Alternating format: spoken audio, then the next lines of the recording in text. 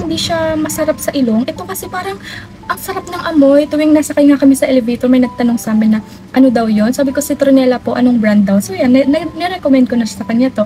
So ang dali nito kasi mag-i-spray ka lang, tapos magre-reapply ka lang kapag sobrang tumagal na or hindi mo na rin siya naamoy. Pero amoy pa rin siya kasi pumapasok si Ada 6:30, sinusundo na siya ng school service niya. And then ang uwi niya dito around 12:30 na, which is yun yung hinahatid din siya ng school service niya. Pero amoy na amoy ko pa rin sa uniform niya. Ina-apply ko siya sa palda, tsaka ina-apply ko siya sa top, which is yung blouse na niya, pero sa likod lang. Isa yun sa dahilan kaya parang tuwing nauwi si Ada or si Isa galing mga laro, never sila nagkakaroon ng kagat ng lamok kahit na nakikita ko lang yung lamok ha. As in, hindi sila nilalapitan. Minsan na natatawa ako, merong bata. As in, nandito sa ulo niya yung yung lamok. Ewan ko anong meaning nun. Pero yun nga, never na try nila Ada at Isa simula nung ginamit ko to.